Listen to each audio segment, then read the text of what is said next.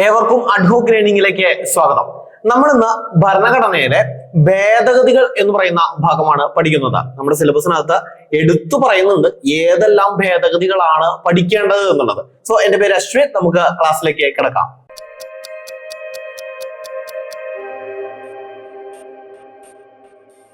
ആദ്യം തന്നെ ഭരണഘടനാ ഭേദഗതികൾ എന്ന് പറയുന്നത് ഇന്ത്യൻ ഭരണഘടനയുടെ ഏത് ഭാഗത്താണ് വരുന്നത് എന്ന് നോക്കാം. ഭാഗം 20 ആണ്. 20ാമത്തെ ഭാഗത്താണ് നമ്മുടെ ഭരണഘടനയുടെ 20ാമത്തെ ഭാഗത്തിൽ അനുച്ഛേദം 368ലാണ് അനുച്ഛേദം 368ലാണ് ഭരണഘടനാ ഭേദഗതികളെ കുറിച്ച് പരാമർശിക്കുന്നത്. പഠിച്ചു വയ്ക്കുക. അപ്പൊ രണ്ട് കാര്യങ്ങൾ പഠിച്ചു. ഒന്ന്, ഏത് ഭാഗത്താണ് വരുന്നത്? 20ാമത്തെ ഭാഗമാണ്. ഏതാണ് അനുച്ഛേദം? 368 ആണ്. ഈ ഭരണഘടനാ ഭേദഗതി എന്ന് പറയുന്ന ആശയം ഇന്ത്യൻ ഭരണഘടനയിലേക്ക് കൊണ്ടുവന്നത് ഏത് രാജ്യത്തു നിന്നുമാണെന്ന് ചോദിച്ചാൽ നിങ്ങൾക്കറിയാം, അത് ദക്ഷിണാഫ്രിക്കയിൽ നിന്നുമാണ്. എവിടെ നിന്നാണ്? ദക്ഷിണാഫ്രിക്കയിൽ നിന്നുമാണ്. മാത്രമല്ല, ഈ ഭേദഗതികൾ നടത്താൻ, ഭരണഘടനയിലെ ഭേദഗതികൾ നടത്താൻ ആർക്കാണ് അധികാരമുള്ളത് എന്ന് ചോദിച്ചാൽ അത് പാർലമെന്റിനാണ്. സംസ്ഥാന നിയമസഭകൾക്കല്ല, പാർലമെന്റിന് മാത്രമാണ്. ഭരണഘടനാ ഭേദഗതിയുമായി ബന്ധപ്പെട്ട ബില്ലുകൾ എവിടെയാണ് അവതരിപ്പിക്കേണ്ടത് എന്ന് ചോദിച്ചു കഴിഞ്ഞാലും അതും എവിടെയാണ്? പാർലമെന്റിലാണ്. സംസ്ഥാന നിയമസഭകളിലല്ല, പാർലമെന്റിലാണ്. പഠിച്ചു വയ്ക്കുക, പാർലമെന്റ്. അപ്പൊ 4 പോയിന്റുകൾ പഠിച്ചു. 20ാമത്തെ ഭാഗം, 368ാമത്തെ അനുച്ഛേദം, ദക്ഷിണാഫ്രിക്ക. അതുപോലെ തന്നെ പാർലമെന്റിലാണ് ഈ ഭരണഘടനാ ഭേദഗതികൾ നടത്തേണ്ടത്. 4 പോയിന്റുകൾ ക്ലിയർ അല്ലേ? ഓക്കെ. ഇനി നമുക്ക് ഭരണഘടനാ ഭേദഗതികളിലൂടെ പോവാം. ആദ്യമായിട്ട് നിങ്ങൾ പഠിക്കേണ്ടത് 42ാം ഭരണഘടനാ ഭേദഗതിയാണ്. അതിന് ഒരുപാട് പോയിന്റുകൾ ഓൾറെഡി നിങ്ങൾ പഠിച്ചിട്ടുണ്ടാവും അല്ലെ? നമ്മുടെ ആമുഖം പഠിച്ച സമയത്ത്, അല്ലെങ്കിൽ മൗലികാവകാശങ്ങൾ പഠിച്ചപ്പോ, മാർഗനിർദ്ദേശക തത്വങ്ങൾ പഠിച്ചപ്പോ അവിടെ എല്ലാം 42ാം ഭരണഘടനാ ഭേദഗതി വന്നിട്ടുണ്ടായിരുന്നു അല്ലെ? നിങ്ങൾക്കറിയാം, 1976ലാണ് ഇത് പാസ്സാക്കുന്നത്. ഇത് നിലവിൽ വരുന്നത് എന്നാണ്? 1977 ജാനുവരി മാസം 3-ാം തീയതി. 1977 ജാനുവരി 3-നാണ് 42ാം ഭരണഘടനാ ഭേദഗതി നിലവിൽ വരുന്നത്. ആ സമയത്തുള്ള പ്രധാനമന്ത്രി നിങ്ങൾക്കറിയാം ഇന്ദിരാഗാന്ധിയാണ്. ആ സമയത്തുള്ള രാഷ്ട്രപതി അല്ലെങ്കിൽ പ്രസിഡന്റ് ആരാണ്? ഫക്രുദ്ദീൻ അലി അഹമ്മദ് ആണ്. നമ്മുടെ അടിയന്തരാവസ്ഥ കാലഘട്ടത്തിലാണ് 42ാം ഭരണഘടനാ ഭേദഗതി വരുന്നത്. ഇതിനെ മിനി കോൺസ്റ്റിറ്റ്യൂഷൻ എന്ന് വിശേഷിപ്പിക്കുന്നു. ഒരുപാട് കാര്യങ്ങൾ ഭേദഗതി ചെയ്തിട്ടുണ്ട്. ഒരു കോൺസ്റ്റിറ്റ്യൂഷൻ പോലെ തന്നെയാണ് ഈ 42ാം ഭരണഘടനാ ഭേദഗതി. അതുകൊണ്ട് തന്നെ ഇതിനെ മിനി കോൺസ്റ്റിറ്റ്യൂഷൻ എന്നാണ് വിളിക്കുന്നത്. 42ാം ഭരണഘടനാ ഭേദഗതി 1976, നിലവിൽ വരുന്നത് 1977 ജനുവരി മാസം 3-ാം തീയതി. ഇതിനെ മിനി കോൺസ്റ്റിറ്റ്യൂഷൻ എന്ന് അറിയപ്പെടുന്നു. ഓക്കെ ആണല്ലോ? ഇന്ദിരാഗാന്ധി ആയിരുന്നു പ്രധാനമന്ത്രി, ഫക്രുദ്ദീൻ അലി അഹമ്മദ് ആയിരുന്നു ആ സമയത്തുള്ള രാഷ്ട്രപതി. സ്വരൺ സിംഗ് കമ്മിറ്റിയുടെ നിർദ്ദേശപ്രകാരമാണ് 42ാം ഭരണഘടനാ ഭേദഗതി കൊണ്ടുവരുന്നത്. സ്വരൺ സിംഗ് കമ്മിറ്റിയുടെ നിർദ്ദേശപ്രകാരം നിങ്ങൾക്കറിയാം, മൗലിക കടമകൾ ഇന്ത്യൻ ഭരണഘടനയിലേക്ക് കൂട്ടിച്ചേർക്കുന്നത് 42ാം ഭരണഘടനാ ഭേദഗതിയാണ്. അത് ഏത് കമ്മിറ്റിയുടെ ശുപാർശ പ്രകാരമാണ്? സ്വരൺ സിംഗ് കമ്മിറ്റിയുടെ ശുപാർശ പ്രകാരമാണ്. അപ്പൊ 42ാം ഭരണഘടനാ ഭേദഗതിക്ക് കാരണമായ കമ്മിറ്റി ഏതാണെന്ന് ചോദിച്ചാൽ സ്വരൺ സിംഗ് കമ്മിറ്റിയാണ്. ഓക്കെ ആണല്ലോ? ഇനി നിങ്ങൾക്ക് അറിയാവുന്ന കുറെ പോയിന്റ്സ് ആണ്, പെട്ടെന്ന് പറഞ്ഞു പോവാം. ഒന്ന്, ആമുഖത്തിൽ മാറ്റങ്ങൾ കൊണ്ടുവന്നു 42ാം ഭരണഘടനാ ഭേദഗതി അല്ലെ? ഏതൊക്കെ മാറ്റങ്ങളാണ് കൊണ്ടുവന്നത് നിങ്ങൾക്കറിയാം. 3 വേർഡുകൾ കൂട്ടിച്ചേർത്തു. സോഷ്യലിസം, സെക്യുലറിസം, ഇന്റഗ്രിറ്റി അല്ലെ? സോഷ്യലിസ്റ്റ്, അതുപോലെ മതേതരത്വം, അഖണ്ഡത അല്ലെ? Socialist, secular, integrity. സോഷ്യലിസ്റ്റ്, മതേതരത്വം, അഖണ്ഡത എന്നീ 3 വാക്കുകൾ കൂട്ടിച്ചേർത്തത്, ആമുഖത്തിനകത്ത് കൂട്ടിച്ചേർത്തത് ഏത് ഭരണഘടനാ ഭേദഗതിയാ? 42ാം ഭരണഘടനാ ഭേദഗതി. അതായത് ആമുഖം ഒരേ ഒരു പ്രാവശ്യമേ ഭേദഗതി വരുത്തിയിട്ടുള്ളൂ. അത് ഈ 42ാം ഭരണഘടനാ ഭേദഗതിയാണ് അല്ലെ? അതുപോലെ തന്നെ മൗലിക കടമകൾ കൂട്ടിച്ചേർത്തു. മൗലിക കടമകൾ 4A എന്ന് പറയുന്ന ഭാഗം, അതുപോലെ 51A എന്ന് പറയുന്ന ആർട്ടിക്കിൾ അല്ലെ? 51A എന്ന് പറയുന്ന ആർട്ടിക്കിൾ, 4A എന്ന് പറയുന്ന ഭാഗം കൂട്ടിച്ചേർത്തത് ഏത് ഭരണഘടനാ ഭേദഗതിയാ?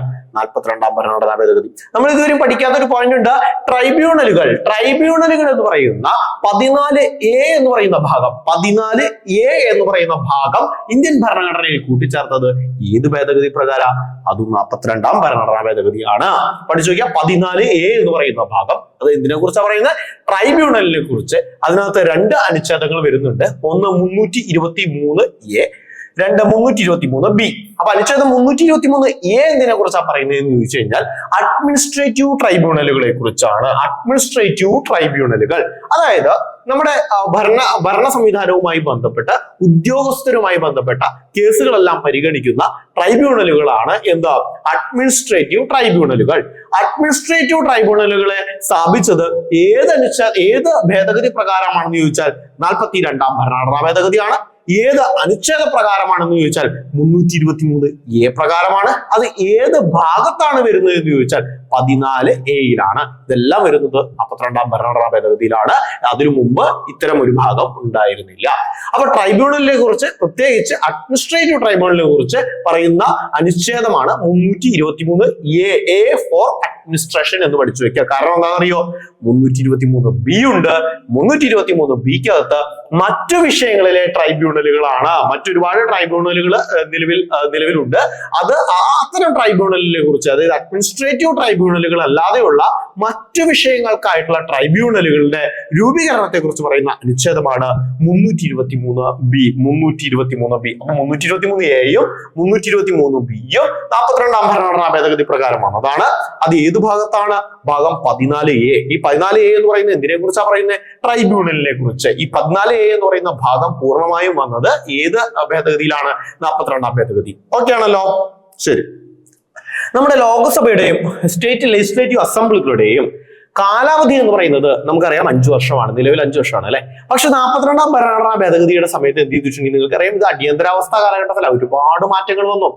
അന്ന് 5 വർഷം എന്ന് പറയുന്ന കാലാവധിയെ 6 വർഷമാക്കിയിട്ട് ഉയർത്തി. ലോകസഭയുടെയും സ്റ്റേറ്റ് ലെജിസ്ലേറ്റീവ് അസംബ്ലിയും, അതായത് സംസ്ഥാന നിയമനിർമ്മാണ സഭകളിലെയും കാലാവധി 5 വർഷത്തിൽ നിന്നും 6 വർഷത്തേക്ക് ഉയർത്തിയ ഭേദഗതിയാണ് 42ാം ഭരണഘടനാ ഭേദഗതി. പഠിച്ചു വെക്കുക. പക്ഷെ പിന്നീട് അത് മാറി. അത് നമുക്ക് 44ാം ഭരണഘടനാ ഭേദഗതി വരുമ്പോൾ പഠിക്കാം കേട്ടോ. അപ്പോ നിങ്ങൾ പഠിച്ചു വെക്കേണ്ട എന്താ, 42ാം ഭരണഘടനാ ഭേദഗതി പ്രകാരമാണ് 5 വർഷത്തിൽ നിന്നും 6 വർഷമായിട്ട് ഉയർത്തിയത് എന്ന് പഠിച്ചു വെക്കുക. അതുപോലെ ഒരു ഭാഗത്ത് മാത്രം അടിയന്തരാവസ്ഥ, അതായത് നമ്മുടെ രാജ്യത്തിന്റെ, നമുക്ക് സാധാരണ ദേശീയ അടിയന്തരാവസ്ഥ 352, 356, 360 എന്നുള്ള തരത്തില് 3 തരത്തിൽ അടിയന്തരാവസ്ഥയെ കുറിച്ച് പറയുന്നുണ്ട്. ദേശീയ അടിയന്തരാവസ്ഥ, അതുപോലെ തന്നെ പ്രസിഡന്റ് ഭരണം അല്ലെങ്കിൽ സംസ്ഥാന അടിയന്തരാവസ്ഥ, പിന്നെ സാമ്പത്തിക അടിയന്തരാവസ്ഥയൊക്കെ പറയുന്നുണ്ട്. പക്ഷെ ഇതൊന്നും കൂടാതെ ഈ നമ്മുടെ രാജ്യത്തിന്റെ ഏതെങ്കിലും ഒരു ഭാഗത്ത് മാത്രമായിട്ട്, സംസ്ഥാനം ഒട്ടാകെയല്ല അല്ലെങ്കിൽ രാജ്യം ഒട്ടാകെയല്ല, ഏതെങ്കിലും ഒരു ഭാഗം, പെർട്ടിക്കുലർ ഏരിയയിൽ മാത്രമായിട്ട് എന്ത് ചെയ്യാം, അടിയന്തരാവസ്ഥ വേണമെങ്കിൽ പ്രഖ്യാപിക്കാം എന്ന് ഉള്ള ഒരു നിയമം കൊണ്ടുവന്നത് ഏത് ഭേദഗതി പ്രകാരമാണെന്ന് ചോദിച്ചാൽ 42ാം ഭരണഘടനാ ഭേദഗതിയാണ്. നിങ്ങൾക്കറിയാം, അടിയന്തരാവസ്ഥ കാലഘട്ടത്തിലാണ് ഇത് നടപ്പിലാക്കുന്നത് അല്ലെ. അപ്പൊ അടിയന്തരാവസ്ഥ കാലഘട്ടത്തിൽ എന്ന് പറയുമ്പോൾ 42ാം ഭരണഘടനാ ഭേദഗതിയിൽ പറഞ്ഞ വളരെ ഇമ്പോർട്ടന്റ് ആയിട്ട് ഒരു പോയിന്റ് ആണ്, ഇന്ത്യ എന്ന് പറയുന്ന രാജ്യത്തിലെ ഏതെങ്കിലും ഒരു പെർട്ടിക്കുലർ ഏരിയയിൽ മാത്രമായിട്ട് വേണമെങ്കിൽ എന്ത് ചെയ്യാം, അടിയന്തരാവസ്ഥ പ്രഖ്യാപിക്കാം, പ്രസിഡന്റ് റൂള് പ്രഖ്യാപിക്കാം എന്നുള്ള ഭേദഗതി അനുച്ഛേദം 356 വരുന്നത്. അനുച്ഛേദം 356 അങ്ങനെ പറഞ്ഞത് ഈ 42ാം ഭരണഘടനാ ഭേദഗതി പ്രകാരമാണ്. പിന്നെ നിങ്ങൾ ലിസ്റ്റുകളെ കുറിച്ച് പഠിച്ചിട്ടുണ്ടാവും. സ്റ്റേറ്റ് ലിസ്റ്റ് ഉണ്ടായിരുന്ന 5 വിഷയങ്ങൾ കൺകറന്റ് ലിസ്റ്റിലേക്ക് കൊണ്ടുപോയത് 42ാം ഭരണഘടനാ ഭേദഗതിയാണ് അല്ലെ. 5 വിഷയങ്ങൾ. ഏതൊക്കെ 5 വിഷയങ്ങൾ? വിദ്യാഭ്യാസം, വനം, അളവ് തൂക്കം, അതുപോലെ വന്യജീവി, പക്ഷികൾ എന്നിവയുടെ സംരക്ഷണം, നീതിന്യായ ഭരണ സംവിധാനം, അതായത് ഹൈക്കോടതികൾ, സുപ്രീം കോടതികൾ ഒഴികെയുള്ള നീതിന്യായ ഭരണ സംവിധാനം. ഈ 5 വിഷയങ്ങൾ മുമ്പ് സ്റ്റേറ്റ് ലിസ്റ്റിലായിരുന്നു. അത് പിന്നീട് കൺകറന്റ് ലിസ്റ്റിലേക്ക് മാറ്റി. ഏത് ഭേദഗതിയാണ്? 42ാം ഭരണഘടനാ ഭേദഗതി. 5 വിഷയങ്ങൾ കൃത്യമായിട്ട് പഠിച്ചു വെക്കുക. ലിസ്റ്റുകൾ എന്ന് പറയുന്ന ക്ലാസ്സിൽ നിങ്ങൾ പഠിച്ചിട്ടുള്ളതാണ്. ഓക്കെ. പിന്നെ മൗലിക അവകാശങ്ങൾക്കിടയിൽ വരുന്ന, ഇത് പഠിച്ചു വെക്കുക. കറക്റ്റ് ആ ആർട്ടിക്കിൾ എന്താണെന്ന് ഡീറ്റെയിൽ ആയിട്ട് പഠിക്കേണ്ട ആവശ്യമൊന്നുമില്ല, നമ്മുടെ സിലബസിലൊന്നും ഇല്ലാത്ത ഭാഗമാണ്. എന്നാലും 2 അനുച്ഛേദങ്ങൾ, പ്രധാനമായും 2 അനുച്ഛേദങ്ങളിലാണ് മൗലിക അവകാശങ്ങളിൽ മാറ്റം കൊണ്ടുവന്നത്. അത് ഏതൊക്കെയാ? 31Dയും 32Aയും. 2 അനുച്ഛേദം ഇമ്പോർട്ടന്റ് അല്ല, അതുകൊണ്ട് ജസ്റ്റ് പഠിച്ചു വെക്കുക. വേണമെങ്കിൽ ഒരു സ്റ്റേറ്റ്മെന്റ് ഒക്കെ ആയിട്ട് വന്നാലോ, അതായത് ഇങ്ങനൊരു സ്റ്റേറ്റ്മെന്റ് വരികയാണ്, താഴെ തന്നതിനകത്ത് ഏതെല്ലാം പ്രസ്താവനകളാണ് ശരിയായത് അല്ലെങ്കിൽ തെറ്റായത് എന്നൊക്കെ ചോദിക്കുമ്പോൾ അതിലൊരു സ്റ്റേറ്റ്മെന്റ് ഇപ്പൊ ഇങ്ങനെ പറയാണ്, 42ാം ഭരണഘടനാ ഭേദഗതി പ്രകാരം മൗലിക അവകാശങ്ങളിൽ മാറ്റങ്ങളൊന്നും കൊണ്ടുവന്നിട്ടില്ല എന്ന് പറഞ്ഞാൽ, നിങ്ങൾ പഠിക്കുമ്പോൾ നിങ്ങൾ ആ മൗലിക അവകാശങ്ങൾ മാറ്റം കൊണ്ടുവന്നതായിട്ട് ഒന്നും പഠിച്ചില്ലെങ്കിൽ നിങ്ങൾ വിചാരിക്കും മാറ്റം കൊണ്ടുവന്നിട്ടില്ല. പക്ഷെ നിങ്ങൾ മാറ്റം കൊണ്ടുവന്നിട്ടുണ്ടെന്ന് അറിഞ്ഞ 2 ആർട്ടിക്കിൾ ഉണ്ട് എന്ന് മനസ്സിലാക്കി കഴിഞ്ഞാൽ അത് തെറ്റാണ് എന്നുള്ള, പ്രസ്താവന തെറ്റാണെന്ന് നിങ്ങൾക്ക് മനസ്സിലാവും അല്ലെ. മാറ്റങ്ങൾ കൊണ്ടുവന്നിട്ടുണ്ട്. ഇനി ചിലപ്പോൾ ആ സ്റ്റേറ്റ്മെന്റിൽ തന്നെ ചിലപ്പോൾ എടുത്തു പറയും അനുച്ഛേദം 31Dയിലും 32Aയിലുമാണ് മാറ്റങ്ങൾ കൊണ്ടുവന്നത് എന്ന് പറഞ്ഞു കഴിഞ്ഞാൽ നിങ്ങൾക്ക് അത് ശരിയാണെന്ന് മനസ്സിലായില്ലേ. സോ അതിനുവേണ്ടി മാത്രം പഠിച്ചു വെക്കുക. മൗലിക അവകാശങ്ങൾക്കിടയിലെ 31Dയിലും 32Aയിലുമാണ് മാറ്റങ്ങൾ കൊണ്ടുവന്നത് എന്ന് പഠിച്ചു വെക്കുക. അതുപോലെ മാർഗനിർദ്ദേശക തത്വങ്ങൾ നിങ്ങൾ പഠിച്ചാണ്. മാർഗനിർദ്ദേശക തത്വങ്ങളിലെ 3 അനുച്ഛേദങ്ങൾ കൂട്ടിച്ചേർത്തത് 42ാം ഭരണഘടനാ ഭേദഗതിയിലാണ്. ഏതൊക്കെയാ? 1 39A, 2 43B, പിന്നെ 48A. എന്താണ് ഈ അനുച്ഛേദങ്ങൾ നിങ്ങൾ പഠിച്ച എന്താ? 39A തുല്യനീതിയും അതുപോലെ തന്നെ നിയമസഹായവും കൊടുക്കണം എന്ന് പറഞ്ഞത് 39A. ഡീറ്റെയിൽ ആയിട്ട് ആ ക്ലാസ്സിൽ പഠിച്ചിട്ടുണ്ട്. 43A എന്ന് പറയുന്നത് എന്താ? വ്യവസായ സ്ഥാപനങ്ങൾക്കടുത്ത് എന്ത് ചെയ്യണം? തൊഴിലാളികളുടെ പങ്കാളിത്തം ഉറപ്പാക്കണം എന്ന് പറയുന്ന അനുച്ഛേദമാണ് 43A അല്ലെ? വ്യവസായ സ്ഥാപനങ്ങൾക്കകത്ത് തൊഴിലാളികളുടെ പങ്കാളിത്തം ഉറപ്പാക്കണം എന്ന് പറയുന്ന അനുച്ഛേദമാണ് 43A. അത് അവിടെ പഠിച്ചാണ്. അതുപോലെ 48A എന്താ? വനം, അതുപോലെ തന്നെ വന്യജീവികൾ, പരിസ്ഥിതി എന്നിവയുടെ സംരക്ഷണം അല്ലെ? 48A. അപ്പോ 39A, അതുപോലെ 43A, 48A ഇതെല്ലാം എവിടെന്നാ വന്നേ? 42ാം ഭരണഘടനാ ഭേദഗതി 1976 നിലവിൽ വന്നത് 1977 ജനുവരി മാസം 3-ാം തീയതി. ക്ലിയർ അല്ലേ?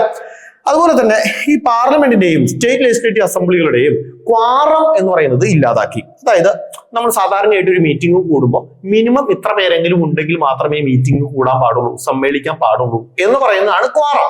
അത് നമ്മുടെ പാർലമെന്റിനും സ്റ്റേറ്റ് ലെജിസ്ലേറ്റീവ് അസംബ്ലിക്കും ഒക്കെ ഉണ്ട്. ഈ ക്വാറം എന്ന് പറയുന്ന സംവിധാനം ഇല്ലാതാക്കിയത് ഏത് ഭരണഘടനാ ഭേദഗതി പ്രകാരമാണെന്ന് ചോദിച്ചാൽ 42ാം ഭരണഘടനാ ഭേദഗതിയാണ്. പിന്നീട് അത് തിരിച്ച് നിലവിൽ വരുന്നുണ്ട്. അത് നമ്മൾ 44ാം ഭരണഘടനാ ഭേദഗതിയിൽ പഠിക്കും. അപ്പൊ 42ാം ഭരണഘടനാ ഭേദഗതിയിലാണ് ക്വാറം എടുത്ത് കളഞ്ഞത്. പിന്നെ അതുപോലെ തന്നെ രാഷ്ട്രപതി ഭരണം എന്ന് പറയുന്നത് എന്താ? പ്രസിഡന്റ് റൂള്, അതായത് ആർട്ടിക്കിൾ 356 പ്രകാരമുള്ള സംസ്ഥാന അടിയന്തരാവസ്ഥ സാധാരണഗതിയിൽ അറ്റ് എ ടൈം 6 മാസത്തേക്ക് പ്രഖ്യാപിക്കാം. 6 മാസം കഴിഞ്ഞു കഴിഞ്ഞാൽ വീണ്ടും എന്ത് ചെയ്യണം? അത് പുതുക്കി അടുത്ത 6 മാസത്തേക്ക്. അങ്ങനെയാണ് സാധാരണയായിട്ട് പ്രസിഡന്റ് റൂള് കൊണ്ടുവരിക.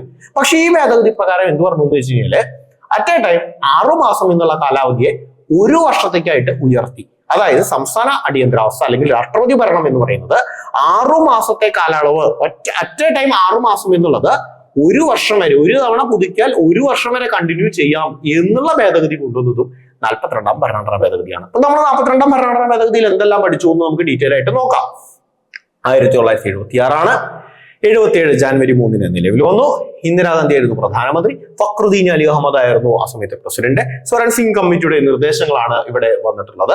ആമുഖത്തിനകത്ത് സോഷ്യലിസ്റ്റ്, അതുപോലെ തന്നെ സെക്യുലാരിസം, ഇന്റഗ്രിറ്റി എന്നുള്ള വാക്കുകൾ കൂട്ടിച്ചേർത്തു. അതായത് സോഷ്യലിസം, മതേതരത്വം, അഖണ്ഡത, പിന്നെ മൗലിക കടമകൾ കൊണ്ടുവന്നു, ട്രൈബ്യൂണലുകൾ കൊണ്ടുവന്നു, ലോക്സഭ അതുപോലെ തന്നെ സ്റ്റേറ്റ് ലെജിസ്ലേറ്റീവ് അസംബ്ലിയുടെ കാലാവധി 5 വർഷത്തിൽ നിന്നും 6 വർഷമാക്കി ഉയർത്തി.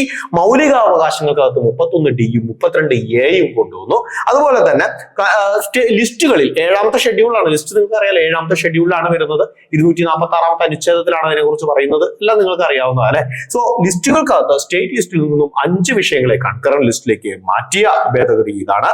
മാർഗനിർദ്ദേശക തത്വങ്ങൾക്കകത്ത് 39A, 43A, 48A അങ്ങനെ 3 അനുച്ഛേദങ്ങൾ കൊണ്ടുവന്നത് ഏത് ഭേദഗതി പ്രകാരം? 42ാം ഭേദഗതി പ്രകാരമാണ്. അതുപോലെ തന്നെ പാർലമെന്റിന്റെയും സ്റ്റേറ്റ് ലെജിസ്ലേറ്റീവ് അസംബ്ലിയുടെയും ക്വാറം ഇല്ലാതാക്കിയത് ഈ ഭേദഗതിയാണ്. അതുപോലെ രാഷ്ട്രപതി ഭരണത്തിന് അറ്റ് എ ടൈം 6 മാസം എന്നുള്ള കാലാവധി 1 വർഷമാക്കി ഉയർത്തിയ ഭേദഗതിയും 42ാം ഭേദഗതിയാണ്. ഓക്കെ അല്ലേ? ഇനി നമുക്ക് പ്രധാനമായും പഠിക്കേണ്ട ഭേദഗതിയാണ് 44ാം ഭരണഘടനാ ഭേദഗതി. ഇതിനെ കുറിച്ച് നമ്മൾ ഡീറ്റെയിൽ ആയിട്ട് പല ക്ലാസ്സുകളിലും പറഞ്ഞിട്ടുണ്ട് അല്ലെ? നമുക്ക് ജസ്റ്റ് ഒന്ന് നോക്കാം. ഈ 44ാം ഭേദഗതി എന്ന് പറയുമ്പോൾ നിങ്ങൾ മനസ്സിലാക്കേണ്ട കാര്യം, ഈ ഇന്ദിരാഗാന്ധിയുടെ ഭരണകാലഘട്ടം കഴിഞ്ഞ് ആഭ്യന്തര അടിയന്തരാവസ്ഥ എല്ലാം കഴിഞ്ഞ് പിന്നീട് വരുന്ന ജനതാ ഗവൺമെന്റ് അല്ലെ, ആദ്യത്തെ കോൺഗ്രസ് ഇതര മന്ത്രിസഭ ഇന്ത്യയിൽ വന്നതിന് ശേഷം നടപ്പിലാക്കിയ ഭേദഗതിയാണ് 44ാം ഭരണഘടനാ ഭേദഗതി. ആ സമയത്ത് എന്ത് ചെയ്യുന്നു? മൊറാർജി ദേശായി ആണ് ആ സമയത്ത് ഇന്ത്യയുടെ പ്രധാനമന്ത്രി. Neelam Sanjiva Reddy, youngest and unopposed ആയിട്ടുള്ള പ്രസിഡന്റ് അല്ലെ, നമുക്കറിയാം ഏറ്റവും പ്രായം കുറഞ്ഞ, അതുപോലെ തന്നെ അൺഒപ്പോസ്ഡ് ആയിട്ടുള്ള ഒരു ഒപ്പോസിഷനും ഇല്ലാത്ത ഒരു പ്രസിഡന്റ് ആയിരുന്നു നീലം സഞ്ജീവ് റെഡ്ഡി. അപ്പോ അന്ന് മൊറാർജി ദേശായി പ്രധാനമന്ത്രിയും നീലം സഞ്ജീവ് റെഡ്ഡി പ്രസിഡന്റുമായിരിക്കുന്ന കാലഘട്ടത്തിലാണ് 44ാം ഭരണഘടനാ ഭേദഗതി വരുന്നത്. 1978 പാസാക്കി 1979 ഏപ്രിൽ മാസം 30ാം തീയതി നിലവിൽ വന്ന ഭേദഗതിയാണ് 44ാം ഭരണഘടനാ ഭേദഗതി. ഇവിടെ 42ാം ഭരണഘടനാ ഭേദഗതിയിൽ കൊണ്ടുവന്ന ഒരുപാട് മാറ്റങ്ങളെ തിരിച്ച് അതുപോലെ തന്നെ ആക്കിയ ഭേദഗതിയാണ് 44ാം ഭേദഗതി. ഫോർ എക്സാമ്പിൾ, നമ്മൾ പറഞ്ഞു ലോക്സഭയിലും സ്റ്റേറ്റ് ലെജിസ്ലേറ്റീവ് അസംബ്ലിയും 5 വർഷത്തെ കാലാവധി എന്നുള്ളത് 6 വർഷമാക്കി എന്ന് പറഞ്ഞു. തിരിച്ചു ഇവിടെ വന്നപ്പോ എന്താക്കി? 6 വർഷം എന്നുള്ളത് 5 വർഷമായിട്ട് തിരിച്ചു. അതുപോലെ തന്നെ ക്വാറം ഇല്ലാതാക്കി എന്ന് നമ്മൾ പറഞ്ഞു അല്ലെ. ഇവിടെ എന്തായി? ആ ക്വാറം പുനഃസ്ഥാപിച്ചു. ക്വാറം എന്ത് ചെയ്യുന്നു? പുനഃസ്ഥാപിച്ചു. അതുപോലെ സ്വത്തവകാശം നിങ്ങൾക്ക് അറിയാവുന്നതാണ്. നമ്മുടെ മൗലിക അവകാശമായിരുന്ന സ്വത്തവകാശത്തെ എന്ത് ചെയ്യുന്നു? മൗലികാവകാശം അല്ലാതെയാക്കി മാറ്റി. അതിനെ അനുച്ഛേദം 300A എന്ന് പറയുന്ന അനുച്ഛേദത്തിനകത്ത് കൊണ്ടുപോയിട്ട് ഒരു നിയമ അവകാശമാക്കി മാറ്റിയ ഭേദഗതി ഏതാണ്? 44ാം ഭേദഗതിയാണ്. അതുപോലെ തന്നെ 9ാമത്തെ പട്ടികയ്ക്കകത്ത്, 9ാം പട്ടിക കൊണ്ടുവന്നു എന്നല്ല പറയുന്നത്, 9ാം പട്ടികയ്ക്കകത്ത് ഭേദഗതി കൊണ്ടുവന്ന ഭേദഗതിയാണ് 44ാം ഭേദഗതി. 44ാം ഭേദഗതി നമ്മുടെ 9ാം പട്ടികയിൽ മാറ്റങ്ങൾ കൊണ്ടുവന്നിട്ടുണ്ട് എന്ന് മാത്രം പഠിക്കാം കേട്ടോ. അതുപോലെ അതായത് ഇപ്പൊ 42ാം ഭേദഗതി ആണെങ്കിൽ 7ാം പട്ടികയിൽ മാറ്റം കൊണ്ടുവന്നു അല്ലെ. കാരണം സ്റ്റേറ്റ് ലിസ്റ്റിൽ നിന്നും കൺകറന്റ് ലിസ്റ്റിലേക്ക് മാറ്റി നമ്മൾ പഠിച്ചു 7ാം പട്ടിക. അതുപോലെ തന്നെ 44ാം ഭേദഗതിക്കകത്ത് 9ാം പട്ടികയിൽ മാറ്റങ്ങൾ കൊണ്ടുവന്നു. ഇനി നമ്മൾ പഠിക്കാൻ പോകുന്ന ഒരു 52ാം ഭേദഗതി ഉണ്ട്, അതിൽ 10ാം പട്ടിക കൊണ്ടുവന്നു എന്ന് പഠിക്കും കേട്ടോ. അപ്പൊ അങ്ങനെ ഏത് പട്ടികയിലാണ് മാറ്റങ്ങൾ കൊണ്ടുവന്നത് 44ാം ഭേദഗതി എന്ന് ചോദിച്ചാൽ അത് 9ാം പട്ടികയിലാണ്. ഡീറ്റെയിൽ ആയിട്ട് പഠിക്കേണ്ട ആവശ്യമില്ല. കാരണം 9ാം പട്ടികയ്ക്കകത്ത് അതിലേക്ക് പോവുകയാണെങ്കിൽ 31ാമത്തെ അനുച്ഛേദവുമായി ബന്ധപ്പെട്ട് തന്നെയാണ്, അടിയന്തരാവസ്ഥയുമായി ബന്ധപ്പെട്ടതാണ്, പാർലമെന്റിന്റെ ഇടപെടലുകൾ, ജുഡീഷ്യൽ റിവ്യൂവുമായി ബന്ധപ്പെട്ട ഒരുപാട് വസ്തുതകളുണ്ട്. അത്രയും ഡീറ്റെയിലേക്ക് പോകേണ്ട ആവശ്യമില്ല. അപ്പൊ 9ാം പട്ടികയിൽ മാറ്റം കൊണ്ടുവന്നു എന്ന് മാത്രം നമ്മൾ പഠിച്ചു വെക്കുക കേട്ടോ. പിന്നെ അതുപോലെ തന്നെ അനുച്ഛേദം 352 നമുക്കറിയാം ദേശീയ അടിയന്തരാവസ്ഥ. ആ ദേശീയ അടിയന്തരാവസ്ഥയ്ക്ക് ഒരുപാട് കാരണങ്ങളുണ്ട്. അതിനൊരു കാരണം, ദേശീയ അടിയന്തരാവസ്ഥ പ്രഖ്യാപിക്കാനുള്ള ഒരു കാരണം എന്ന് പറയുന്നത് ആഭ്യന്തര അസ്വസ്ഥത ആയിരുന്നു. ആഭ്യന്തര അസ്വസ്ഥത, ഇന്റേണൽ ഡിസ്റ്റർബൻസസ് എന്ന് പറയും. ഇന്റേണൽ ഡിസ്റ്റർബൻസസ്, അതിന്റെ ആ കാരണത്തിന്റെ പേര് മാറ്റി, അതായത് ദേശീയ അടിയന്തരാവസ്ഥ പ്രഖ്യാപിക്കാനുള്ള ഒരു കാരണമായിരുന്ന ആഭ്യന്തര അസ്വസ്ഥത എന്നുള്ള വാക്കെടുത്ത് കളഞ്ഞ് പകരം സായുധ വിപ്ലവം എന്നാക്കി മാറ്റി. ആംഡ് റെബലിയൻ അല്ലെങ്കിൽ സായുധ വിപ്ലവം എന്നുള്ള പദം കൊണ്ടുവന്നു. അപ്പൊ മുമ്പ് എന്തായിരുന്നു കാരണം ഉണ്ടായിരുന്നത്? ആഭ്യന്തര അസ്വസ്ഥത ആയിരുന്നു, ഇന്റേണൽ ഡിസ്റ്റർബൻസസ്. അതെടുത്ത് 44ാം ഭരണഘടനാ ഭേദഗതി പ്രകാരം എന്ത് ചെയ്തു? അതിന്റെ പേര് മാറ്റി എന്താക്കി മാറ്റി? ആംഡ് റെബലിയൻ അഥവാ സായുധ വിപ്ലവം എന്നാക്കി മാറ്റി. പഠിച്ചു വെക്കാം.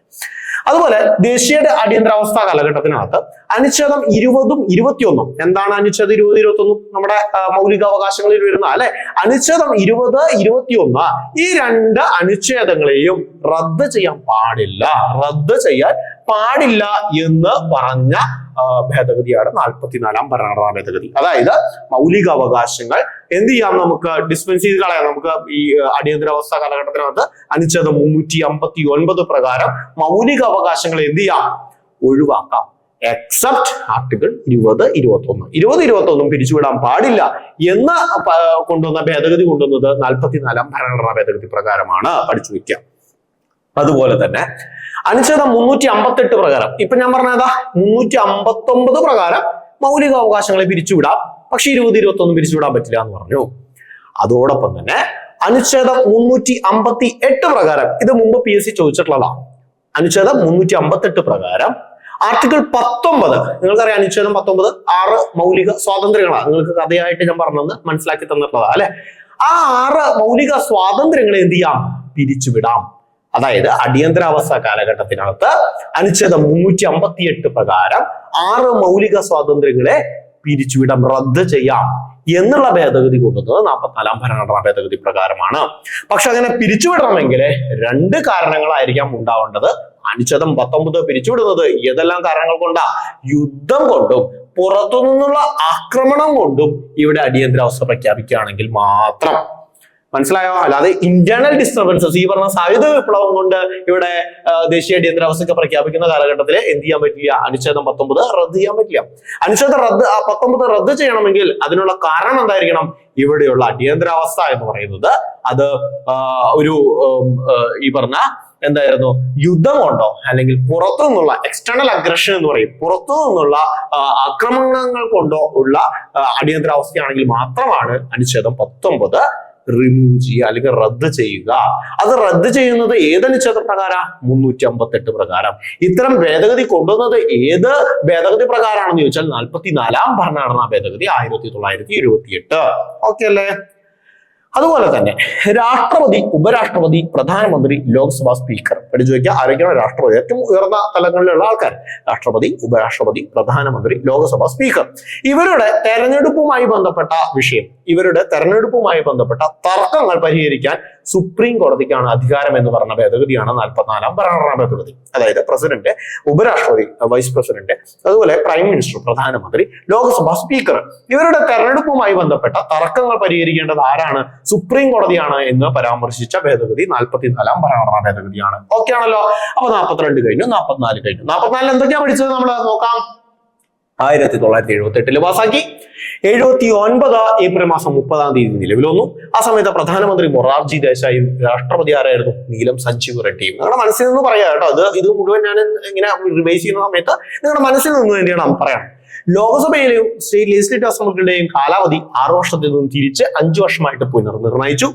ക്വാറം എന്ന് പറയുന്നത് വീണ്ടും പുനഃസ്ഥാപിച്ചു. അല്ലെ, സ്വത്തവകാശം എന്ന് പറയുന്ന മൗലികാവകാശങ്ങളിൽ നിന്നും എടുത്തു കളഞ്ഞ ഒരു നിയമ അവകാശമായിട്ട് 300A എന്ന് പറയുന്ന ആർട്ടിക്കിളിൽ കൊണ്ടുവന്നിട്ടു. അല്ലെ, 300A കൊണ്ടുവന്നിട്ടു.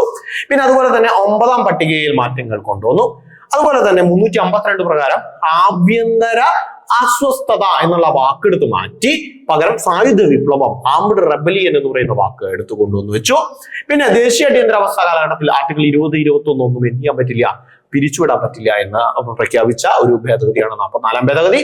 അതുപോലെ ആർട്ടിക്കിൾ 358 പ്രകാരം ആർട്ടിക്കിൾ 19 6 മൗലിക സ്വാതന്ത്ര്യങ്ങൾ പിരിച്ചുവിടാം. പക്ഷെ പിരിച്ചുവിടണമെങ്കിൽ അതിനുള്ള കാരണം എന്തായിരിക്കണം? യുദ്ധം മൂലമോ അല്ലെങ്കിൽ എക്സ്റ്റേണൽ അഗ്രഷൻ, അല്ലെ, പുറത്തുനിന്നുള്ള ആക്രമണങ്ങൾ മൂലമോ ആയിരിക്കണം ആ അടിയന്തരാവസ്ഥ പ്രഖ്യാപിച്ചിട്ടുള്ളത്.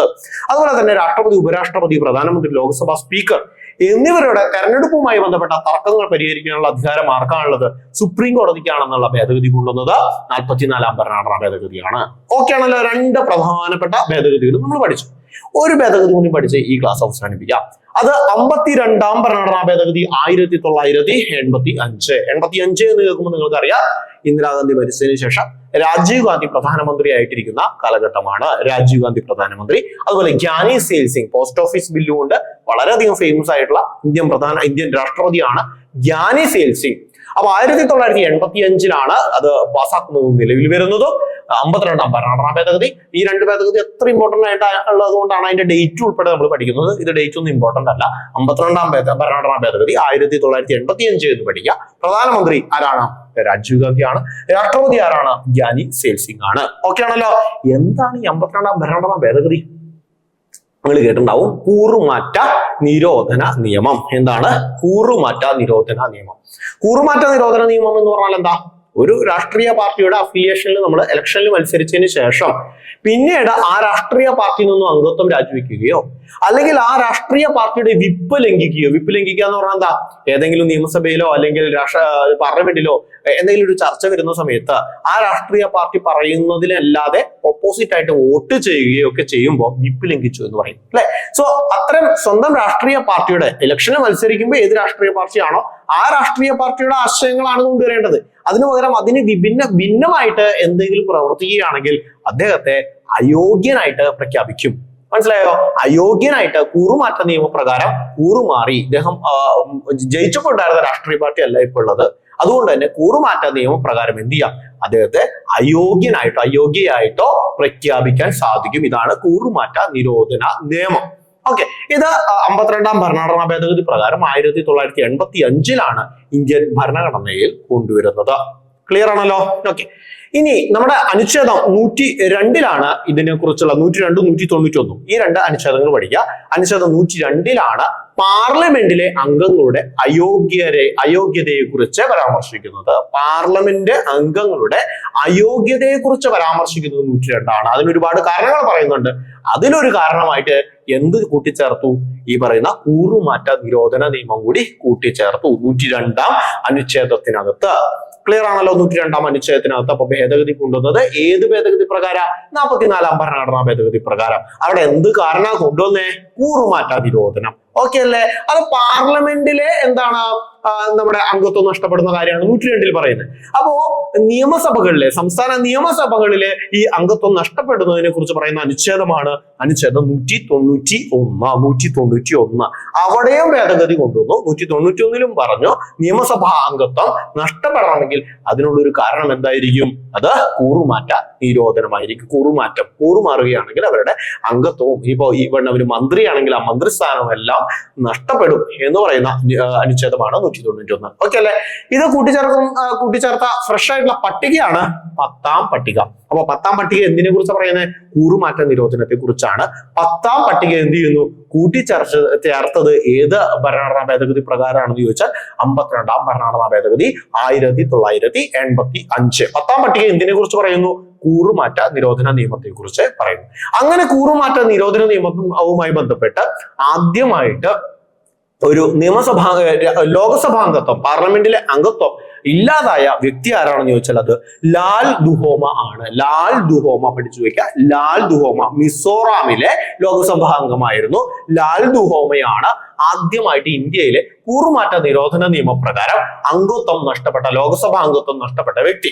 ഇദ്ദേഹത്തിന്റെ തന്നെ നിയമസഭാ അംഗത്വം 2020 നിയമസഭാ അംഗത്വം ഇതുപോലെ തന്നെ നഷ്ടപ്പെട്ടിട്ടുണ്ടായിരുന്നു. മിസോറാമിൽ തന്നെ മത്സരിക്കുന്ന സമയത്ത് സ്വതന്ത്രനായിട്ട് മത്സരിച്ച് വേറൊരു പാർട്ടിയിലേക്ക് പോയതുകൊണ്ട് എന്ത് ചെയ്യുന്നു? ഇദ്ദേഹത്തിന്റെ നിയമസഭാ അംഗത്വവും നഷ്ടപ്പെട്ടു കൂറുമാറ്റ നിരോധന പ്രകാരം. അപ്പോ കൂറുമാറ്റ നിരോധന നിയമപ്രകാരം ലോകസഭാ അംഗത്വവും നിയമസഭാ അംഗത്വവും നഷ്ടപ്പെട്ട വ്യക്തിയാണ് ലാൽ ദുഹോമ. ഇങ്ങനെ കേരള നിയമസഭയിൽ ആദ്യമായിട്ട് കൂറുമാറ്റ നിരോധന നിയമപ്രകാരം അംഗത്വം നഷ്ടപ്പെട്ട വ്യക്തിയാണ് നിങ്ങൾക്കെല്ലാം അറിയാവുന്ന വളരെ പ്രശസ്തനായ ആർ ബാലകൃഷ്ണ പിള്ള ആണ് കേരളത്തിലെ നിയമസഭാംഗത്വം കൂറുമാറ്റ നിരോധന നിയമപ്രകാരം നഷ്ടപ്പെട്ട ആദ്യത്തെ വ്യക്തി. അപ്പോ 42ാം ഭരണഘടനാ ഭേദഗതി പഠിച്ചു, 44 പഠിച്ചു, 52 ഒന്ന് റിവൈസ് ചെയ്യാം. 52ാം ഭരണഘടനാ ഭേദഗതി വളരെ സിമ്പിൾ ആണ്. 1985. ആ സമയത്ത് പ്രധാനമന്ത്രി രാജീവ് ഗാന്ധി, ആ സമയത്ത് പ്രസിഡന്റ് ഗ്യാനി സെയിൽ സിംഗ് അല്ലെ. ഇത് എന്തിനെ കുറിച്ച് പറയുന്നു? കൂറുമാറ്റ നിരോധന നിയമത്തെ കുറിച്ച് പറയുന്നു. ഏത് പട്ടികയാണ് കൂട്ടിച്ചേർത്തത്? 10ാം പട്ടികയാണ്. ഏത് അനുച്ഛേദത്തിലാണ് ഭേദഗതികൾ കൊണ്ടുവന്നത്? 102ലും 191ലും. 102ൽ പാർലമെന്റിലെ അംഗങ്ങളുടെ അയോഗ്യതയെ കുറിച്ചാണ് പരാമർശിക്കുന്നത്. 191ൽ നിയമസഭാ അംഗങ്ങളുടെ അയോഗ്യതയെ കുറിച്ചാണ് പരാമർശിക്കുന്നത്. അവിടെ 2 സ്ഥലത്തും കൂറുമാറ്റവും ഒരു ഘടകമാക്കിയിട്ട് കൊണ്ടുവന്നു. നമ്മുടെ അയോഗ്യത കൽപ്പിക്കാനുള്ള ഒരു കാരണമായിട്ട് എന്തിനെ കൂടി കൊണ്ടുവന്നു? കൂറുമാറ്റത്തെയും കൂടി കൊണ്ടുവന്നു. അങ്ങനെ ലാൽ ദുഹോമയാണ് ലോക്സഭാംഗത്വം നഷ്ടപ്പെട്ട ആദ്യത്തെ വ്യക്തി മിസോറാമിൽ നിന്നും. അതുപോലെ കേരളത്തിൽ നിന്നും നിയമസഭാംഗത്വം നഷ്ടപ്പെട്ട ആദ്യത്തെ വ്യക്തി ആരാണെന്ന് ചോദിച്ചാൽ ആരാണ്? ആർ ബാലകൃഷ്ണപിള്ളയാണ്. അപ്പൊ 42ാം ഭരണഘടനാ ഭേദഗതി, 44ാം ഭരണഘടനാ ഭേദഗതി, 52ാം ഭരണഘടനാ ഭേദഗതി ഇതെല്ലാം വളരെ ഇമ്പോർട്ടന്റ് ആണ്. ഏത് പരീക്ഷയ്ക്കും ചോദിക്കാൻ സാധ്യതയുള്ള ഭാഗമാണ്. വളരെ നല്ല രീതിയിൽ റിവൈസ് ചെയ്ത് പഠിക്കാം. നമുക്ക് ബാക്കി ഭാഗങ്ങൾ, മറ്റ് അമെന്റ്മെന്റുകൾ അടുത്ത ക്ലാസ്സിൽ പഠിക്കാം. Thank you.